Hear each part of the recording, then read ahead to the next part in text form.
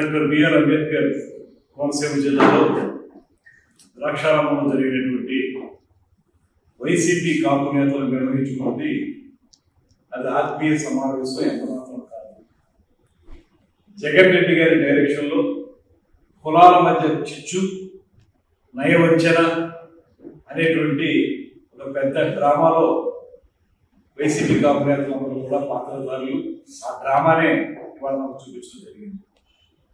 ఆ రోజున జగన్మోహన్ రెడ్డి గారి 5 సంవత్సరాల పరిపాలన కాలంలో కాపు కార్పొరేషన్ ని నిర్వీర్యం చేసి,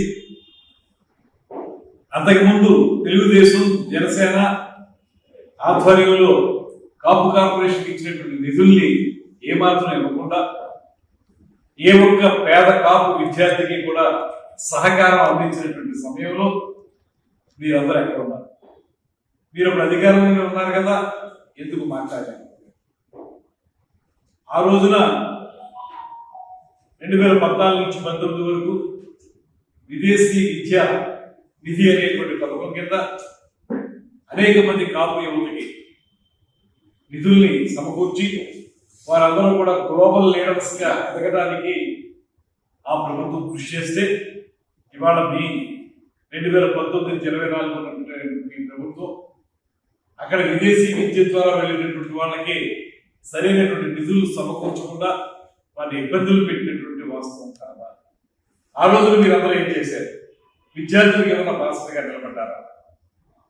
అదేవిధంగా కొట్టే సాయి అనేటువంటి ఒక జనసేన కార్యకర్త ఆ రోజున తిరుపతిలో ఆయన మీద అప్పటి ప్రభుత్వం పోలీసులు ఇబ్బందికరంగా మ్యాన్ హ్యాండ్లింగ్ కూడా చేస్తే, ఆ రోజు మీరు ఎక్కడైనా కూడా ఒక ఆత్మీయ సమావేశం పెట్టారా?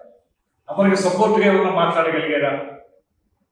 అదే సమయంలో పవన్ కళ్యాణ్ గారు ప్రత్యేకంగా అక్కడికి వెళ్ళి అతనికి బాసటగా నిలబడి ధైర్యం చెప్పి అతన్ని ఓదార్చి తిరిగి మేము మళ్ళీ మొన్న అధికారంలోకి వచ్చిన తర్వాత ఏకాఏకిగా ఆ కార్యకర్తని కాళహస్తి ఆలయానికి చైర్మన్ గా నిర్మించినటువంటి సందర్భం గుర్తు చేస్తాం.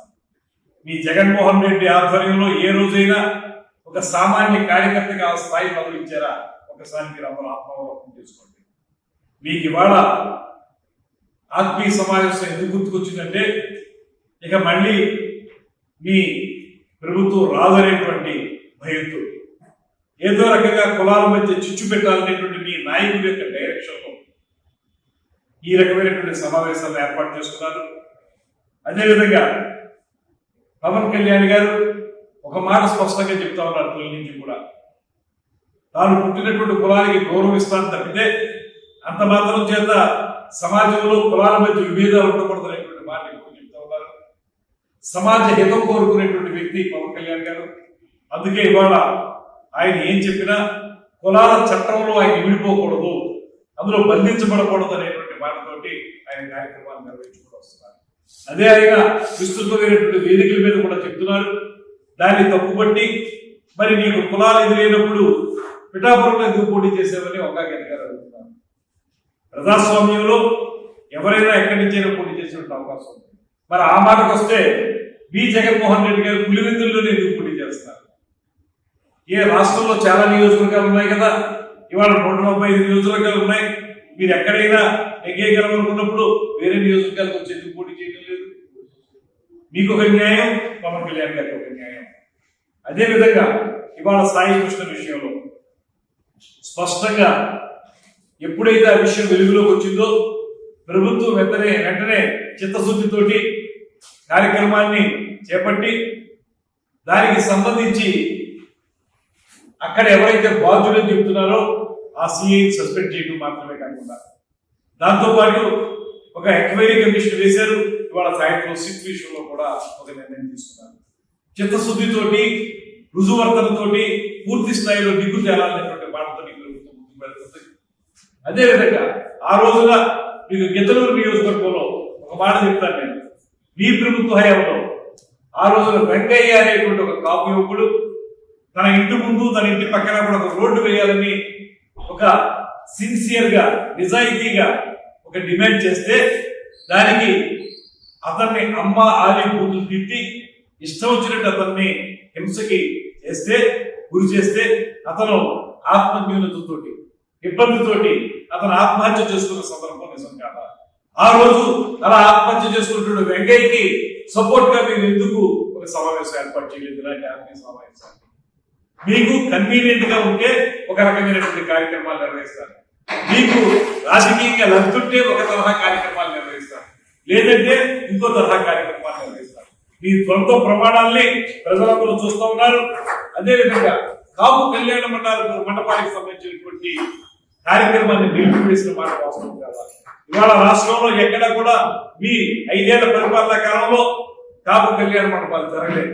ఇవాళ నేను మనం చేస్తున్నాం. ఈ ప్రభుత్వం వచ్చిన తర్వాత మీరు ఏనాడు కల్లో కూడా ఊహించినటువంటి విధంగా ఇక్కడ అనేక మంది వైసీపీ కాపు నేతలు మేము అచ్చేస్తాం ఇచ్చేస్తాం చెప్పిన చేయనటువంటి కార్యక్రమం ఇవాళ రాజమండ్రిలో మనం కాపు కళ్యాణ మండపం కట్టడానికి 30 సెంట్లు స్థలాన్ని శాంక్షన్ జరిగిందనేటువంటి మాట కూడా ఈ సందర్భంగా మనం చేస్తున్నాం. ఇవాళ మీరందరూ మాట్లాడేటువంటి మాటలు ఒక పక్కన మీకు తెలిసినటువంటి కార్యక్రమం ఏంటంటే కార్యకర్తలు వాడుకోవడం వదిలేటువంటి కార్యక్రమం మీకు తెలుసు. పవన్ కళ్యాణ్ గారికి మాత్రం పూర్తిగా కార్యకర్త కష్టాన్ని చూసి అతన్ని అందలోకించడం అనేటువంటి కార్యక్రమం పవన్ కళ్యాణ్ గారికి తెలిసినటువంటి మాటలు కూడా ఈ సందర్భంగా నేను చేస్తున్నాను.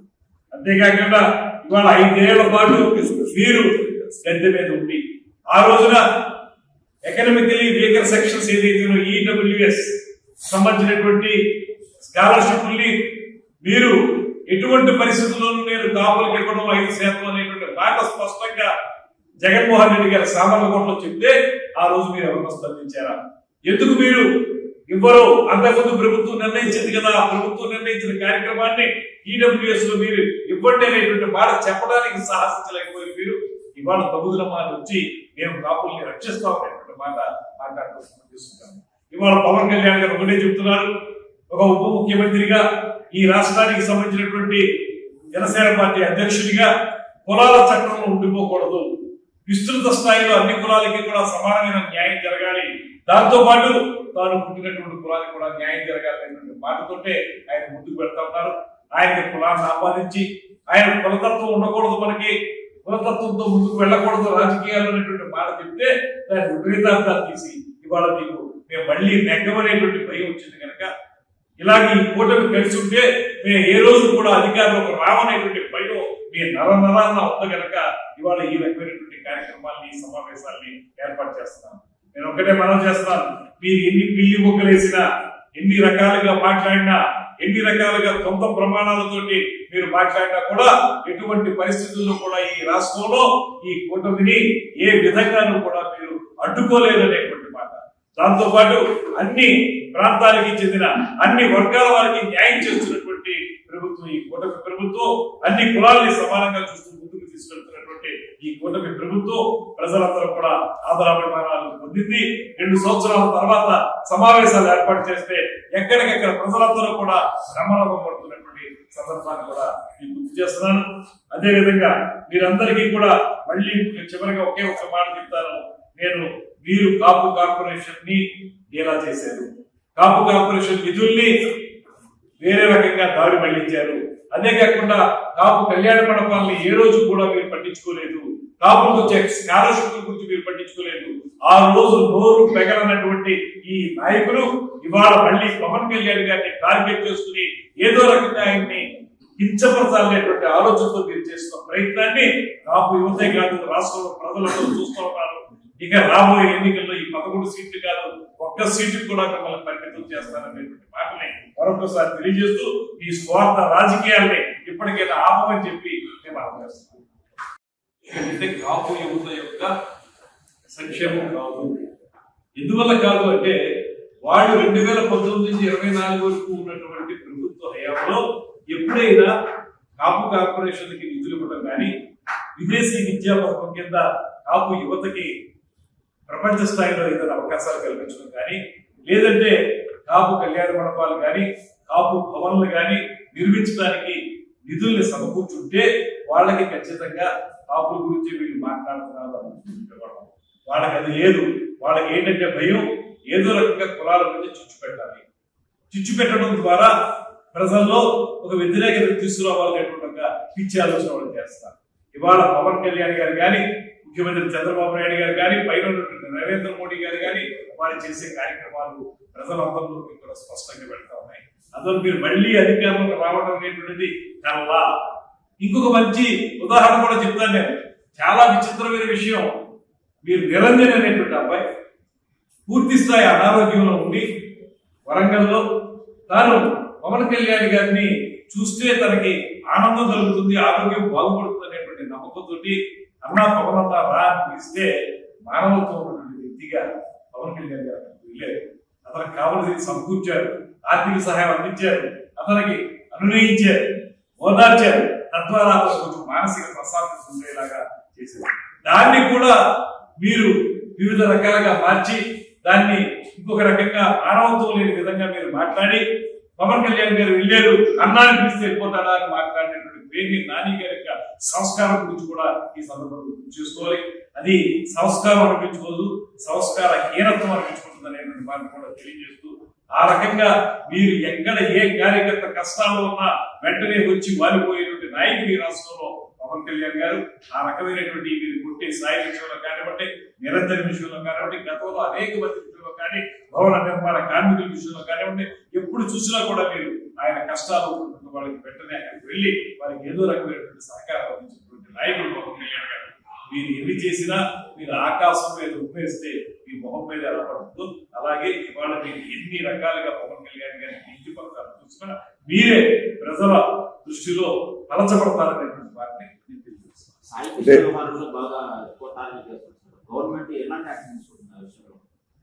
మీరు సాయి కృష్ణ గారి విషయంలో సంఘటన జరిగిందనేది వెలుగులో కూర్చుని వెంటనే ప్రభుత్వం స్పష్టంగా స్పందించి, వేగవంతంగా స్పందించి వెంటనే అక్కడ సిఐ సస్పెండ్ చేశారు. సిఐ సస్పెండ్ చేయడం మాత్రమే కాకుండా అసలు జరిగిన అంశంలో ఏవేవి ఉన్నాయి, ఏ కోణాలు ఉన్నాయని తెలియజేసుకోవడానికి మన తూర్పుగోదావరి జిల్లా ఎస్పీ గారిని ఎంక్వైరీ ఆఫీసర్ గా వేశారు. దాంతో పాటు అతని మీద ఇవాళ సిట్ వేసి అతన్ని పూర్తిగా విచారణ చేయడానికి, అతన్ని అరెస్ట్ చేసి లోపల పెట్టడానికి. ఎందువల్లంటే సాయి కృష్ణ అనేటువంటి వ్యక్తి తాలూకు బ్యాక్గ్రౌండ్ ఏదైనా కానివ్వండి, కాకపోతే చట్టం చేసే పని చేయాలి తప్పితే మనం చట్టాన్ని మన చేతుల్లో తీసుకోకూడదు అనేటువంటి మాట నమ్మినటువంటి ప్రభుత్వం. అందుకే సాయి కృష్ణ విషయంలో అతను ప్రైమా ఫేసీగా అతను కొంచెం ఇబ్బంది పెట్టాడు అనేటువంటి మాట తెలిసింది కాబట్టి నాగరాజుని వెంటనే సస్పెండ్ చేశారు. దాని మీద ఎంక్వైరీ వేస్తున్నారు. పూర్తి స్థాయి నిజాలు బయటకు వచ్చిన తర్వాత వాటిని ఏ రకంగా అమలు చేయాలో ఆ రకంగా చట్టం ప్రకారం అమలు చేయడానికి కూడా ప్రభుత్వం సిద్ధంగా ఉంది. ఇంతకంటే ఏం చేస్తుంది ప్రభుత్వం? సిట్ కూడా వేసి దాని మీద చేసింది. ఆ తల్లిని అనునయించింది. తల్లి వచ్చి చెప్తే తప్పకుండా న్యాయం చేస్తామని చెప్పి ముఖ్యమంత్రి గారు చెప్పారు. ఇందులో కూడా కులాల మధ్య మీకు ఒకటే చెప్తున్నాను, ఎక్కడైనా సరే దళిత వర్గాల వారు చనిపోతే వాళ్ళ పరామర్శించడానికి ఏనాడు జగన్మోహన్ రెడ్డి గారు రాలేదు. నేను ఇందాక చెప్పినటువంటి ఈ వెంకయ్య విషయంలో రాలేదు. నేను ఇందాక చెప్పిన కొట్టే సాయి విషయంలో రాలేదు. మరో విషయంలో రాలేదు ఆయన. ఇవాళ సాయి కృష్ణ విషయంలో ఎందుకు ఆగమేఘాల మీద వచ్చేసి అక్కడ కూర్చుని మాట్లాడడానికి కారణం ఏంటంటే కులాల మధ్య చిచ్చు పెట్టాలని. అక్కడ ప్రధానంగా ఇవాళ ఒక వర్గం మొత్తం కూడా పవన్ కళ్యాణ్ గారి వెనకాలించి లాగేసి వాళ్ళ వైపు తెచ్చుకోవాలనేటువంటి కుతంత్రంతో వాళ్ళు చేసే ప్రయత్నం తప్పితే ఇలాంటి సంఘటనలు అనేక చోట్ల జరిగినప్పుడు ఎందుకు ఆయన చేయలేదు? ఇది మేము స్పష్టంగా అడుగుతా ఉన్నాం. ఒక అతను నిషేధం కావచ్చు, మరొకటి కావచ్చు, ఏదైనప్పటికీ కూడా ప్రభుత్వం దాని మీద ఎంక్వైరీ చేయించి దాంట్లో చట్టపరంగా జరగాల్సిన కార్యక్రమం జరగకపోతే జరగకుండా ఉండేందుకు కారణభూతులైన వాళ్ళ మీద యాక్షన్ తీసుకోవడానికి సిద్ధంగా ఉంది. కాపుల్ని పెద్దంత పాత్ర పోషించాలని చెప్పింది పవన్ కళ్యాణ్ గారే. ఇవాళ కూడా ఆయన ఒకటే మాట చెప్తున్నారు, సమాజంలో రాజకీయ పరంగా జరిగేటువంటి అభివృద్ధిలో మనం అన్ని కులాలకి సమాన ప్రాతినిధ్యం ఇవ్వాలి. ఎవరికైతే అవకాశాలు దొరకలేదో అటువంటి వారు అందరికీ కూడా మనం పూర్తి స్థాయిలో అవకాశాలు కల్పించాలి. అదే సమయంలో తాను పుట్టినటువంటి కులానికి కూడా గౌరవం ఇవ్వాలి. ఇది ఆయన చెప్పినటువంటి మాట తప్పితే ఆయన ఇవాళ మీరు ఎన్ని మాటలు చెప్పినా ఆయన స్పష్టంగా నేను పుట్టినటువంటి కులానికి నేను గౌరవిస్తాను, అదే సమయంలో ఇతర కులాలను కూడా నేను గౌరవించి వాళ్ళకి కావాల్సిన కార్యక్రమాలు చేపడతాను అనేటువంటి మాట మరి చెప్పడం స్పష్టంగా జరిగింది. ఇంకా ఎక్కడ కాపుల్ని కించిపెట్టారు? ఎవరినన్నారంటే ఆయన ఎవరైతే పదే పదే కులం పేరుతో కులం కార్డుతోటి ఆయన్ని మాట్లాడి దాన్ని వైసీపీ పార్టీకి ఉపయోగపడేలా చేయాలని ప్రయత్నం చేస్తున్న కొంతమంది నాయకులు ఎవరైతే ఉన్నారో వాళ్ళని అన్నాడే, మీరు ఈ కులం పేరు చెప్పి వైసీపీకి లబ్ధి జరిగేలాగా మీరు ప్రయత్నాలు చేయొద్దు, అలాంటి ప్రయత్నాలు చేస్తే నేను సహించను, తొక్కి నార తీస్తాను అనేటువంటి మాట ఆయన చెప్పారు. ఇది తప్పుడు విధానాలు చేసే వాళ్ళ గురించి చెప్పేది చెప్తే అయినా, లేకపోతే ఎవరైతే క్రిమినల్ బ్యాక్గ్రౌండ్ ఉన్న వాళ్ళు మాట్లాడే మాటల మీద ఆ మాటలు మాట్లాడితే ఎప్పుడు కూడా ఎక్కడ కూడా కుల నాయకులు లేకపోతే కూడా పొలం పుట్టుకతోనే వస్తుంది, పొలాన్ని తిట్టడం కరెక్ట్ అనేది వంగ గీత కూడా కామెంట్స్ చేసుకుంటాను. అదే చెప్తున్నాను నేను, కులాన్ని తిట్టలేదు ఆయన ఎక్కడ కూడా, కులం పుట్టుకతోనే వచ్చింది. ఇవాళ ఆవిడ చెప్పినట్లుగా పిఠాపురంలో ఎందుకు చేశారు ప్రశ్న ఆవిడ అడిగినప్పుడు, జగన్మోహన్ రెడ్డి గారు ఎందుకు పులివెందులను చేస్తున్నాడు ఆయన, రాష్ట్రంలో చాలా ప్రాంతాల్లో చేయించగా ఎందుకు చేయలేదు ఆయన. అదే విధంగా కుల నాయకుల్ని కానీ కులాన్ని కానీ ఎప్పుడూ అయితే తిట్టలేదు.